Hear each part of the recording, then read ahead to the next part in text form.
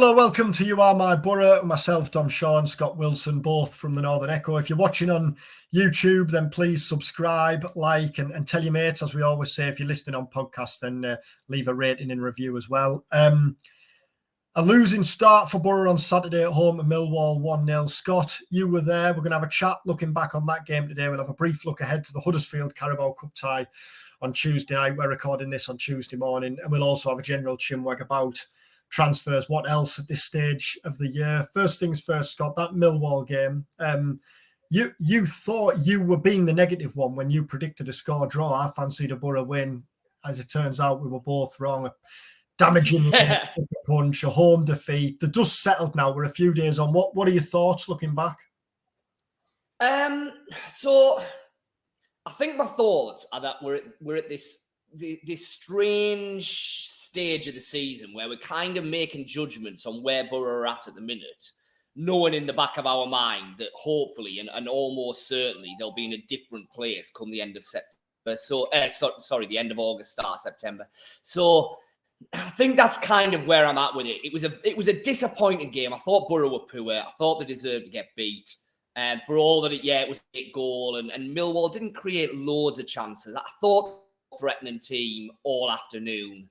I thought Boro, the stats tell you that Boro had way more possession. I think it was about 68% possession, but an awful lot of passing sideways, an awful lot of not really creating anything, not really testing the Millwall goalkeeper at all. So I think where I'm at with it is that if this Boro side and squad was to be the Boro side and squad for the rest of the season, then I'd be worried. I'd be fearful that there's just nowhere near enough creativity and goal threat to make a realistic challenge for promotion. The massive caveat is obviously that we're sat here in pretty early August still, and there is, 3 weeks of the transfer window, and surely Boro are going to bring in at least one forward, a left back, and maybe another creative figure in there, and they need that. You know what I mean? They need Chuba back in the side, and they need a number 9. And then obviously they need a left back as well. So I think that's where I'm at with it. Disappointing. And I would be worried if this was it for the season, but it's not going to be, is it? I think often at this stage in the early weeks of a season, games kind of throw up issues that you already knew about before the game. Because clearly, more often than not, it's either A, injuries, or B, transfers and players and areas that need strengthening.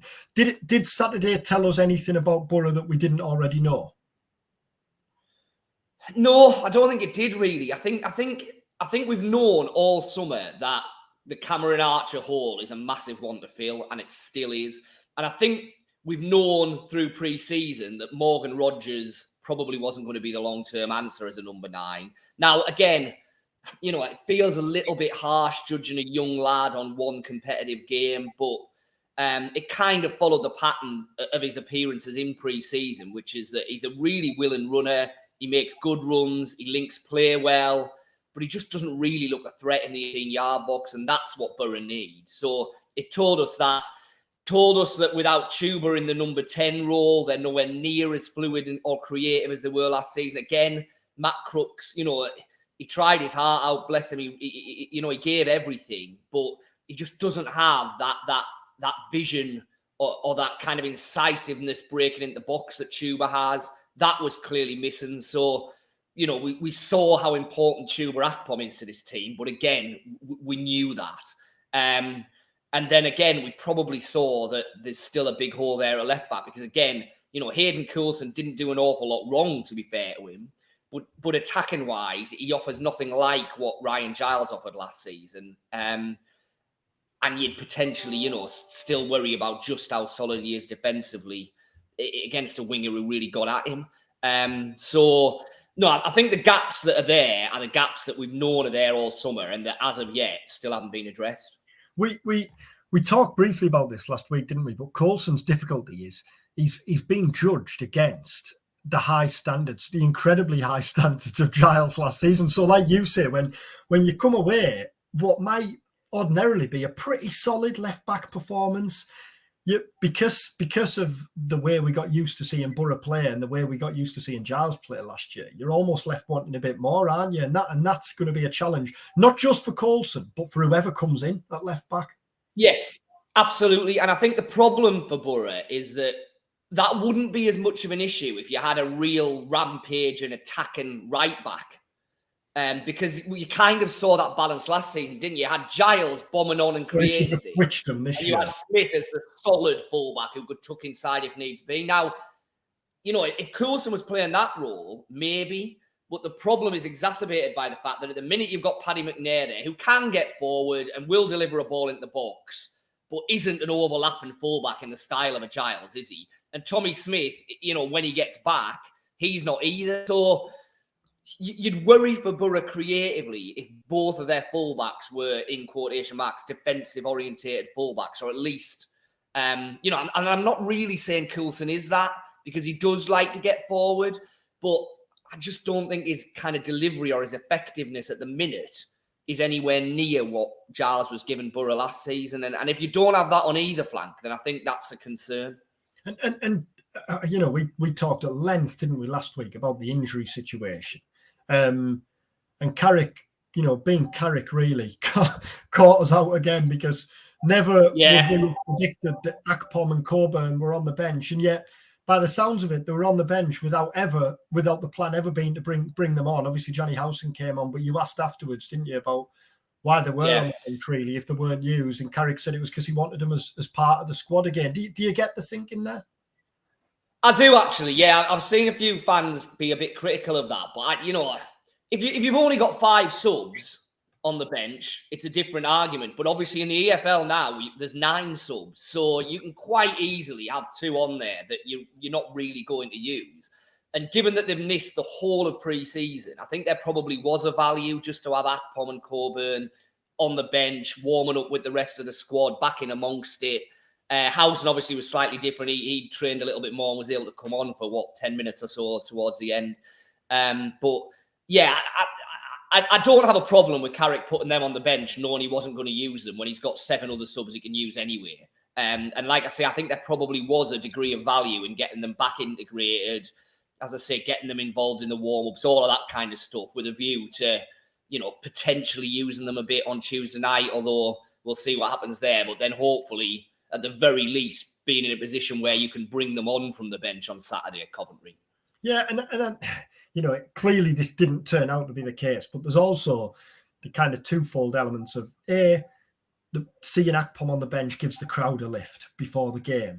And B, if you're the opposition and you see last season's best player in the Championship and top scorer on the bench, then that's bound to get in your mind as well. Now, clearly it didn't work out that way because he didn't come on and Millwall obviously ran out winners. But you do wonder whether there was an element of that as well.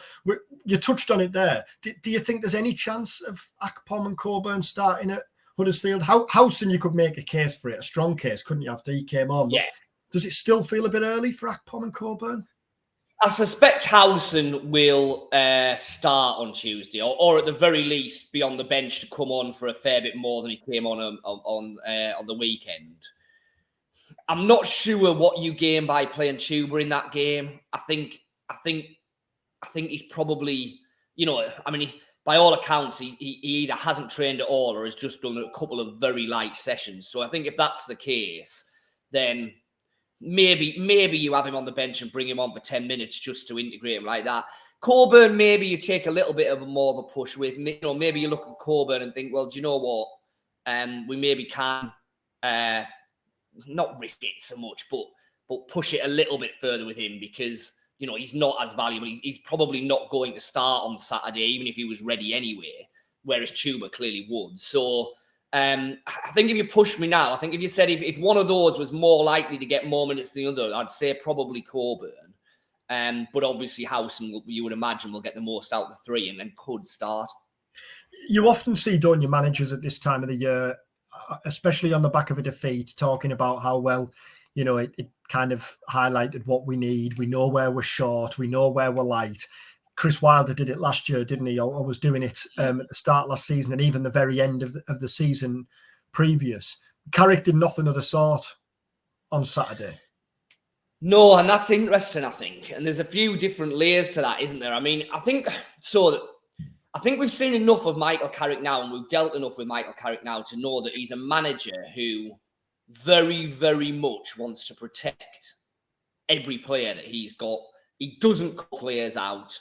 But even more than that, he doesn't really even see anything that could even mildly be interpreted as a real criticism of any individuals within the squad. So I think in his mind, he'll be thinking, look, if I start calling out, I need strikers, I haven't got a striker at the club, I need this, I need that, then if you're Morgan Rogers and Alex Gilbert, who have just walked through the door, is your first reaction then, well, this manager's brought me to the football club, he clearly don't fancy me. So I think that's part of it. And that's very much the way that Michael Carrick manages and the kind of manager that he is. Is part of it the fact that he is a young manager and this is his first real summer transfer window like this? And maybe when he gets further down the line, he'll kind of think, do you know what? There is a game to be played here. And maybe I do have to stand up for myself a bit more here and get out there. Just the fact that we could have done with these players in by now. I think the more experienced a manager you are, the easier it probably is for you to do that. Like you say, we saw it with Wilder, we saw it with Warnock. We're seeing it to a much greater degree up the road with Tony Mowbray at Sunderland, who, is quite happy to sit there in a press conference and say, I need strikers at this football club. We haven't got enough at the minute. Carrick doesn't want to go down that route at the moment. And like I say, I think partly that's just because he doesn't want to say anything that could be interpreted as a criticism of what he's got. But I think maybe also it's the fact that he's still feeling his way around this a little bit. It's all a bit new to him.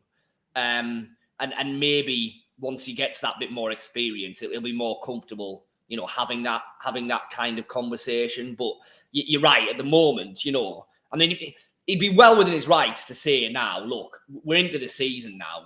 I've bit my tongue up to this point, but what's going on here? I need a striker through the door. We've got another big, massive game on Saturday. Potentially, I'm going into that with the same team, still no experienced striker. This isn't really any good enough anymore. He's clearly not wanting to play that card, is he? No, and you mentioned it there with Mowbray up the road at Sunderland, and how many pods and vids at the back end of last season did we end up talking about Sunderland because of what appeared to be the very real possibility at one point of the two teams playing each other in the playoffs. But we were saying, weren't we, at the weekend, that Boro and Sunderland are in a very similar position at the minute, and they've got key men out of contract and a key man both Akpom, and both are currently out of action injured, although obviously Akpom's clearly ahead of Ross Stewart. But then also both in need of bringing in centre forwards, also relatively young teams, Sunderland more so than Boro, but with the kind of solid foundations there that just needs the icing on the cake, really. Obviously, they both started with defeat at the weekend, but there are similarities, aren't there? Strong similarities between the two. Yeah, and the fact that both of them have spent all summer looking at centre forwards all over the world that are that bit more experienced than what they've brought in so far, and both of them thus far being unable to get one, probably says a lot about how difficult it is, to be fair to both the clubs. I mean, I think, we've said it on a previous pod, strikers are the hardest, aren't they? Strikers are the hardest to get because they're the most sought after. They command the biggest wages. The clubs don't want to sell them. And if they do, they want absolute top dollar as a transfer fee. So I don't think it's any coincidence that Boro and Sunderland, that, like you say, are very much looking at the same kind of markets for the same kind of players. Neither of them have so far been able to get what they want. And as we sit here on Tuesday morning, I don't think either of them are really particularly close to getting what they want either. I don't think either of them are kind of just hovering over the button to press go and the deal's done. So I think that probably speaks volumes for just how tough it is at the moment and how few, realistic targets are out there that could walk into a top half championship team and hit the ground running and make a difference straight away. And that's the problem Boro are going to have between now and the end of August. Everyone knows what they're after, but there's a very limited number of players, I think, who could fit the bill of what they really want. And Mowbray, he was talking generally on Sunday rather than just Sunderland, but he talked about how especially when you're looking for centre forwards, you get quoted in his words ridiculous fees, and he said, we can't afford those ridiculous fees, which is why so many top end Championship clubs look to tap into the Premier League loan market, and obviously Boro and Sunderland both made good use of that last year. Aaron Ramsey to Burnley, a permanent deal. That, I know he's not a centre forward, so we're drifting slightly off on a tangent, but that surprised me because when you talk about last season's loanees and the possibility of any of them coming back, Ramsey always felt the most likely to me. Archer, you could make a case that he was ready to push on at Villa, and if he wasn't, then the obvious next step would be a Premier League loan. Obviously, we know what's happened with Ryan Giles now. Whereas you looked at Ramsey and thought, well, although he impressed at Norwich and Boro, both spells were disrupted by injury, you could make a strong case for another season in the Championship on loan, especially at a club where they know he's going to play and he's going to enjoy it. And yet, 12 million quid, it seems like he's got a Premier League move to Burnley, which I guess shows two things. A, the sort of market you're looking at. I mean, we were saying, weren't we? Boro had probably looked at a permanent deal for Archer and Ramsey. Well, if you're spending 12 million for Ramsey, Archer's going to be 20. Cool. Yeah. And B, the fact that, that I guess the joy, if you come and shine in the top end of the Championship on loan, the move that you can get out of it. Yeah, I think it's interesting. I think it's interesting that Villa are prepared to sell, because it's a very early stage at his career where they seem to have decided, you know what, let's take the money. But then, as you say, £12 million for, very unproven youngster, even in this market, is, you would say is a good deal for Villa when they've spent a lot of money themselves this summer, so could do with getting a bit in. I'm slightly surprised they're letting him go, but at that price, I can see why. I think it's a gamble for Burnley, isn't it? I mean, Ramsey did well. He caught the eye with Boro. He was really effective in 3 or 4 games, but he's had a couple of loan spells now, both of which have been cut short by injuries. So even at Championship level, he hasn't done it over a full season. Now, listen, he's clearly a massively exciting youngster, but Burnley will back themselves to be able to develop him and look after him. And we might be looking back at this in 2-3 years' time and saying, God, they got him for 12 million. What a deal that was. At the minute, it feels like a bit of a punt. Now, I guess if you're a Premier League club, you can probably have a £12 million punt in this market, can't you? That's where we're at now, I think, that, you can probably do that. Clearly, for a club like Boro, a £12 million punt is out of the question. And any kind of £12 million signing full stop is out of the question, isn't it? So, yeah, you're right. That underlines the difficulty of the market that kind of Boro find themselves in. And I guess is why if at all you can, then getting a loan with a buy is the kind of holy grail, because you cover yourself if you do then want to make that move. But understandably, Premier League clubs are really reluctant to loan to the Championship on a loan-to-buy basis, unless it's for players at the other end of their career, because they want the chance to do what Villa have done, get him back and then get top dollar for him. And I do think Boro were in a slightly kind of unique position over the course of the last 2 transfer windows before this one, in that back in the summer, we know there was 2 factions probably banging their heads together, really, and coming at it from a different perspective. And then January is a completely different kettle of fish, isn't it, to the summer? And it's a case of getting what you can. And obviously, Boro made use of Aaron Danks' contacts to bring them both in. Whereas this year, the feeling is, everyone's singing from the same hymn sheet. But like you said, what you don't want to do is get to the end of next season, whether you've won promotion or not, and your first task be to potentially have to replace 3, 4, 5 key players who've gone back to their parent club. So it's that balance, isn't it? Whereas the loan market, really, you'd be daft not to try and make the most of it, given the difficulties in bringing in a player. You're never going to go out and buy someone who's going to make an impact to Cameron Archer unless you unearth an absolute gem, are you? But then on the other side, you then face the task of having to replace them. Yeah, that's it. I think that, the gulfing class between what you can get in the Premier League loan market and what a club like Boro can afford to buy in the open market is potentially really, really vast. Like you say, you saw it with Archer could go for 20 million this summer. That wouldn't be absolutely outlandish. So Boro, in the second half of last season have managed to get themselves a £20 million centre forward up front. Well, there's not a cat in hell's chance that they can go and pay £20 million to bring a centre forward in on a permanent basis on a 4-year contract with the wages that would entail and everything. So that's why it works, and that's why Championship clubs, to a certain degree, have been really reliant on that loan. And obviously, exacerbated by the fact that Premier League clubs now hoard 6, 7, 8 strikers on their books, whereas in years gone by, 2 or 3 of them would probably have left and then been on permanent deals in the Championship. Now, Premier League clubs are happy to hang on to them, even if that means having to loan them out for a season. I think that's where the world's changed a little bit. And with Archer, obviously Archer went out on loan in January last year and January the year previous to Preston. And I know Unai Emery's talked about having, he needs him at the minute because they're obviously planning for Europe this year and all the games that they might face. But you wouldn't think it completely out the realms of possibility that come January again, if he hasn't played much, then Villa think, well, hold on, we need him to go out again. But obviously Boro's need is now.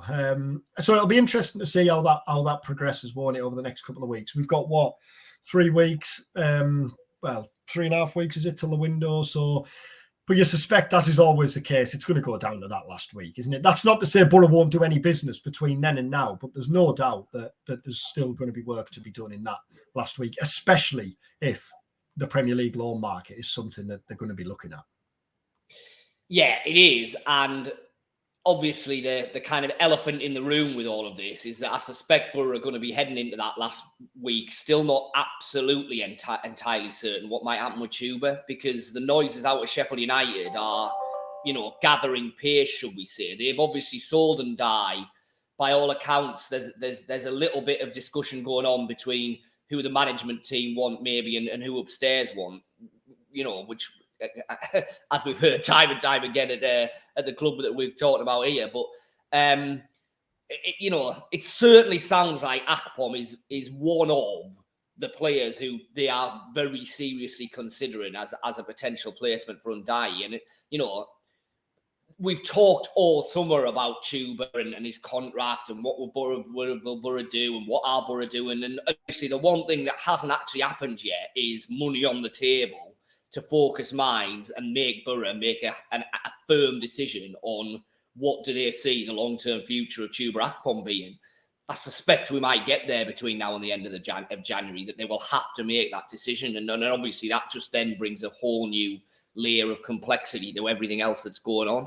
Yeah, because we talked about that a few times, haven't we? For all that Akpom's future's clearly been up in the air. Until now, really, the only transfer talk, the only talk of links and interest has been quite speculative and not particularly concrete, has it? Whereas now, suddenly, I mean, Sheffield United have been murmured, haven't they, in recent weeks? But that talk does seem to have stepped up. Yeah, exactly. And obviously, the departure of Ndai's focus minds there. So, they won't want to go too far into the Premier League season without what they're doing, I wouldn't imagine. So, it'll be interesting because, like I say, we've talked endlessly about it, but what we haven't had yet is money on the table. And the situation changes a bit when that happens, doesn't it? Inevitably. Boro then really have to decide we either sell or we get him tied down to a new contract. This middle ground at the minute of kind of balancing trying to kind of walk a tightrope between the two doesn't really work anymore. If clubs are bidding 10, 12, 15, whatever million for Chuba Akpom, you have to make that decision then. I'd seen he posted a tweet with an emoji of an egg timer on the weekend. That's classic cryptic tweet territory during transfer. Could mean anything. Oh, yeah. Huddersfield on Tuesday night, then Warnock. We just have a brief chat about the Carabao Cup first round game. They lost at Plymouth on the opening weekend. One of many reunions that Warnock's going to face this season. In fact, he's probably, how many teams has he managed in the Championship? You're probably knocking on. You could probably make a good case for more than half a dozen. We should have checked this beforehand. I was going to say we're edging towards double figures, aren't we? Probably not quite there, but edging towards. No, well they've got Leicester on Saturday, Huddersfield, so that's one game where he doesn't have have a review. That's what. Pretty well have some history, I'm sure. He'll have turned it down. He'll have been off and turned it down. Yeah. The noises from that end appear to be that Warnock's going to make changes for the cup game, but he doesn't have the options really to make changes. So the team he's going to have to name against Boro isn't going to be particularly strong. Now, for all we've talked here about Boro clearly need to strengthen in several areas. If you look at the changes Boro are likely to make tonight, you've still got players coming in, potentially, like Van den Berg, Housen if he starts, Martin Piero, Isaiah Jones. So although Carrick has promised he's going to make changes tonight, the team should be strong enough to advance. Yeah, I think so. Yeah, I mean, like you say, there's going to be 2 or 3, you would imagine, of the summer signings. So Glover will play in goals, surely. I would think he'll probably want to get a competitive game into Van den Berg. Silvera, who came off the bench and looked pretty bright at the weekend, as he has done throughout pre-season, I think he'll be nailed on to start. You would imagine Isaiah Jones will start down the right-hand side. But then within that, Carrick did say, didn't he, quite strongly after the game, it won't be a case of changing all 11. Yeah. I'm not doing that. If you just look at that team there's 2 or 3 positions, right back, left back, centre forward, centre mid, where he probably doesn't really have that many options to be able to completely change everything. You would imagine McNair and Coulson will probably have to start unless Van den Berg starts in one of the fullback positions, which maybe he could. There's probably an argument that you keep playing Rodgers just to try and get a bit of rhythm into him, get him a goal. And again, if he doesn't play, then it's probably Crooks. But you might decide you're going to go with that against Coventry if Tuba's still not right to start. Yeah, it's going to be a bit of a mix and match team, but I think you're absolutely right. The team should be strong enough to beat what is going to be a mix and match Huddersfield team as well. Yeah, and it was a disappointment on Monday, actually, as much as I enjoyed Ronnie Jepson when he was at Boro, and I won't tell the story of bumping into him at the caravan park again. But it was Jepson who did the pre-match press conference, and you think, you always want a bit of Warnock colour, don't you, pre-match? But we're going to have to get it right. Wind up Warnock before Boro. You'll get it, you'll get it after the game because it's you there tonight, isn't it? So you'll get it after the game. Now, I'm away this week, and then you're away for a couple of weeks. So we might be slightly off kilter with the pods and vids over the course of we need to apologise to everyone. This isn't just... I always think that your first reaction of people is football, right? It's taking blooming... Football season's just starting with kids, school holidays, kids. That's what it is. Yeah, so... I know we promised 2 a week. If there isn't for the next couple of weeks, that's why. But we will still do 1 a week. There might not be. Well, there's probably not going to be one at the back end of this week. So we'll have a very quick chat about Coventry just now before we wrap up. But then we will be back next week, even if it's the back end of the week. So bear with us over the course of the next couple of weeks. But just before we wrap up, Coventry on Saturday. You fancied them to be in the mix this year. I didn't. By all accounts, they were excellent at Leicester at the weekend. I think to a degree with Coventry, it's who they hold on to. And obviously at the minute, they've only lost Gyökeres, which we knew they were going to, but they've brought in Sims, who I do think is a pretty decent, maybe not quite the level. Well, not quite the level, but not a million miles off in terms of what you could get in the Championship market. If they can hold on to the kind of 3 or 4 other big games that we know that shone for the playoffs for them last season. And the minute, obviously, they were in the starting lineup at the weekend. Then, I see no reason why Coventry won't be bang up there this season. I kind of said it with Millwall, didn't I? These clubs that are constantly knocking on the door in and around the playoffs that might not be the most fashionable clubs. If they're able to just gradually keep adding little bits every year, they're going to stay up there.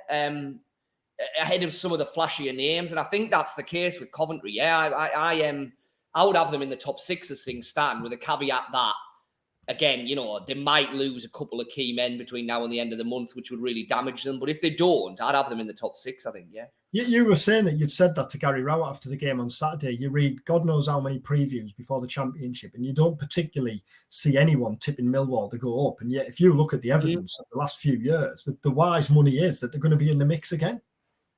Yeah. Yeah, I mean, that's it. I know it's a bit after timing here because obviously they've beaten Boro, but I did have them in the top 6 in my preview. And I think they're a good side, Millwall. I think they've got a rock-solid defence that's been there for ages, championship tried and tested. And they've got now a front three in Nisbet, Fleming, and Watmore that will cause teams problems. And there's a bit of depth to that squad as well. There's players to come back there as well.